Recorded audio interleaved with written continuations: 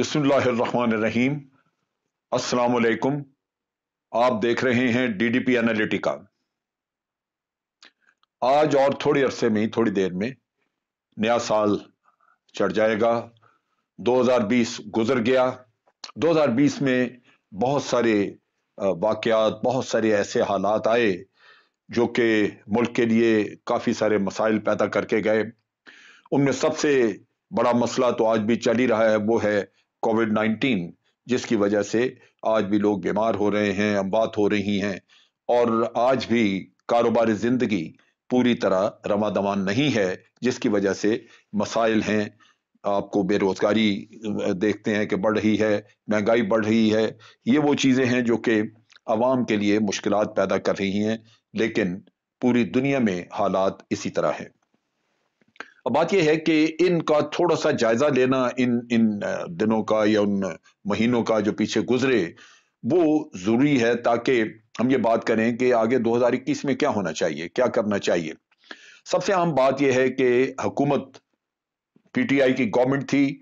PTI की government आई और आने से पहले उन्होंने बहुत सारे वादे वईद किए।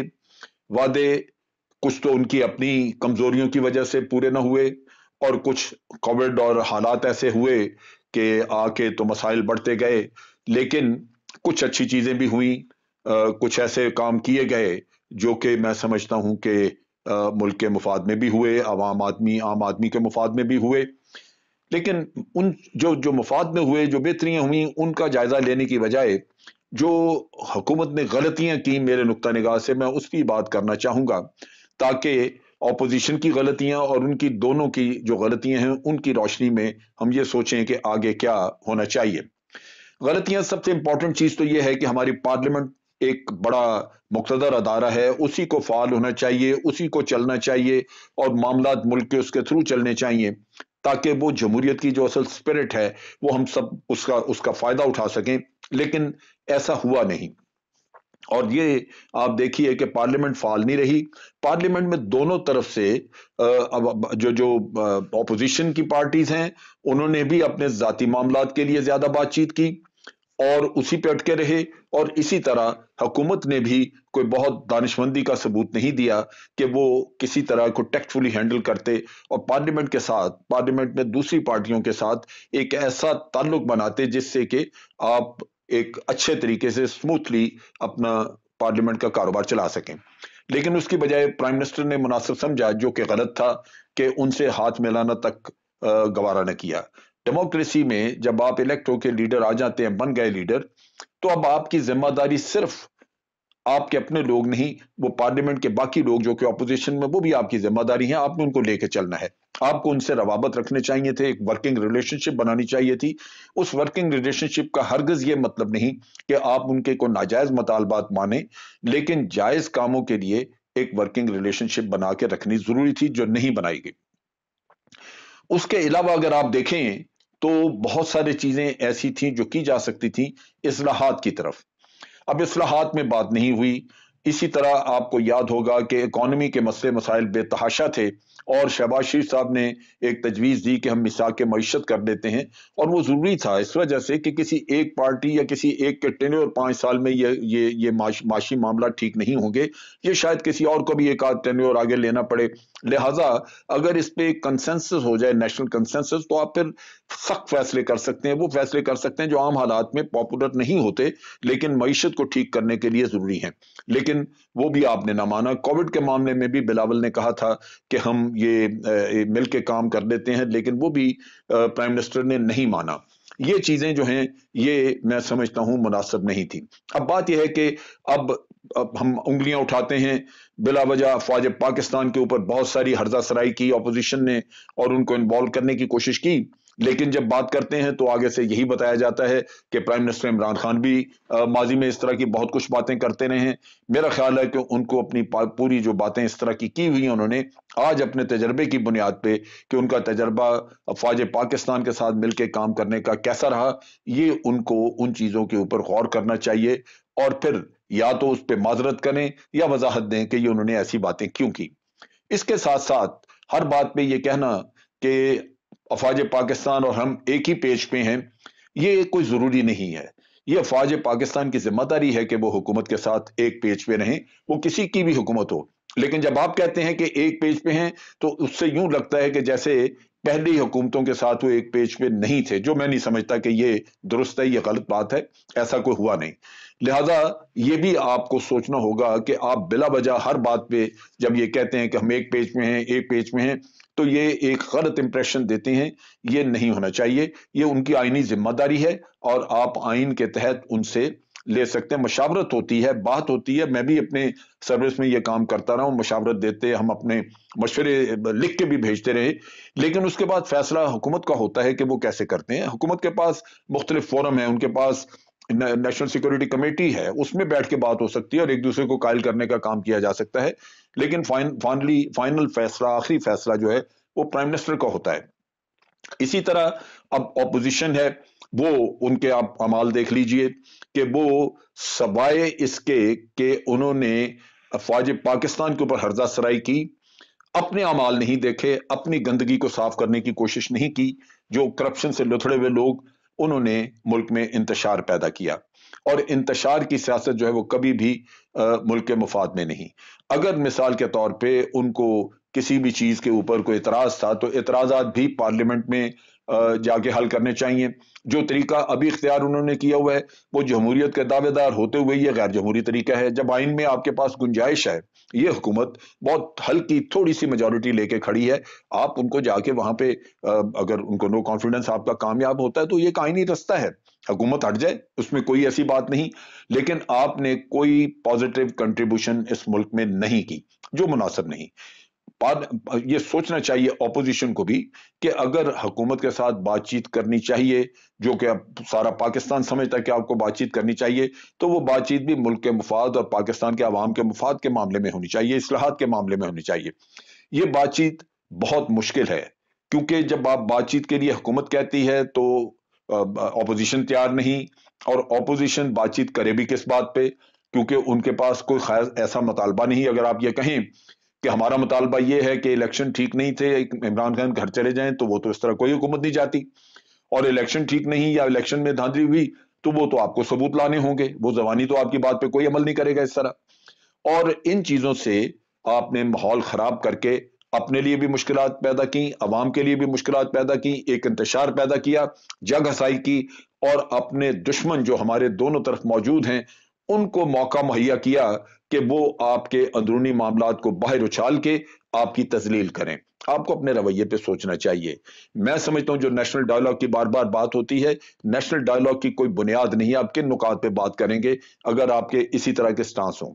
ہاں، ایک بات چیت کا ذریعہ، اور میں یہ سمجھتا ہوں کہ حکومت کو آگے کیا کرنا چاہیے، اس میں یہ ہے کہ حکومت کو بات چیت کے لیے ایک ایجنڈا خود دینا چاہیے جو عوام کے سامنے رکھا جائے، اس میں اصلاحات کی بات ہو۔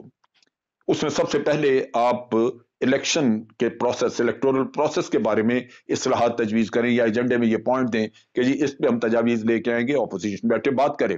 اسی طرح اکانومی کے بارے میں آپ اصلاحات جو بھی کرنا چاہتے ہیں اس پہ بھی ایک ایجنڈے میں رکھیں کہ جناب ہم پہلے کنسنسس ڈیولپ کریں گے، پھر قوانین کے لیے ہم پارلیمنٹ میں جائیں گے۔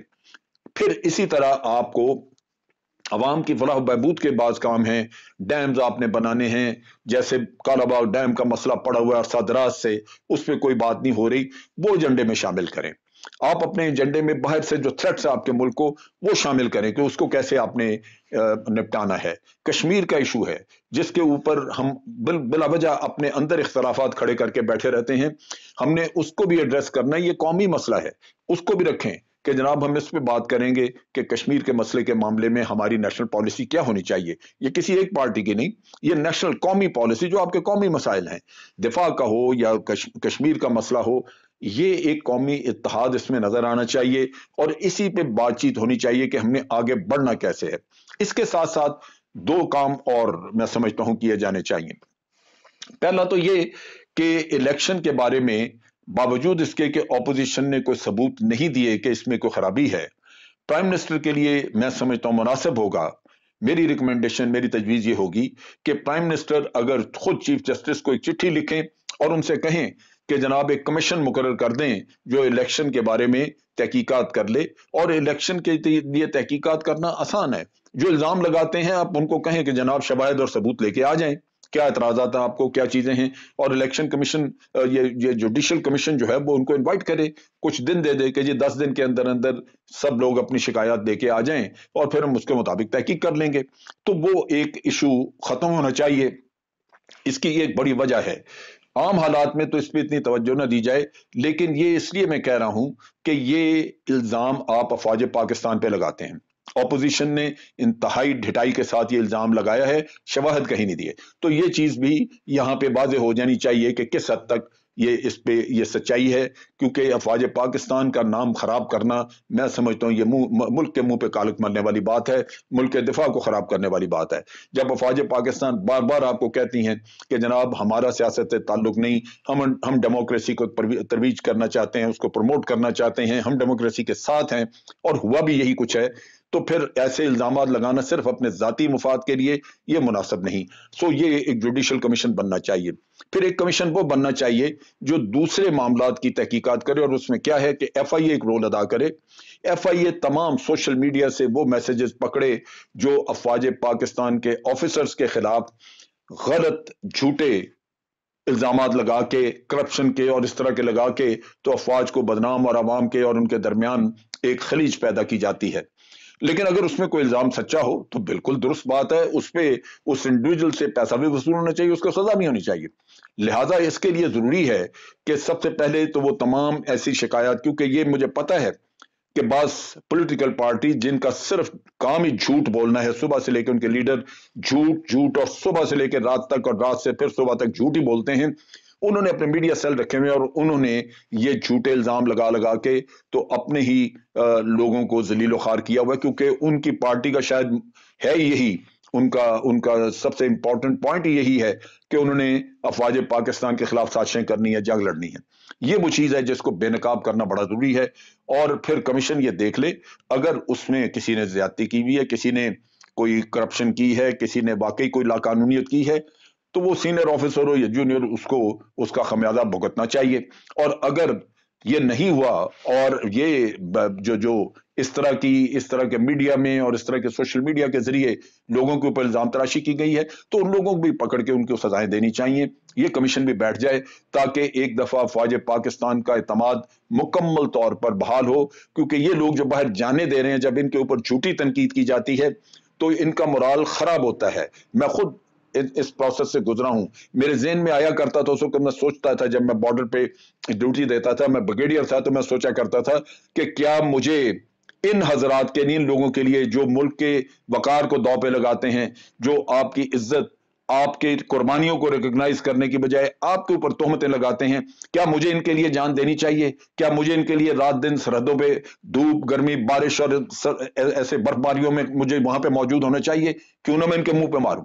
یہ وہ جذبات ہیں جو آپ کے اندر پلنا شروع ہوتے ہیں. تو ان چیزوں کو روکنے کے لیے ضروری ہے کہ یہ بھی تحقیقات ہو جائیں اور پھر ان لوگوں کو چھوڑا نہ جائے جنہوں نے یہ فساد اس ملک میں پیدا کیا ہے.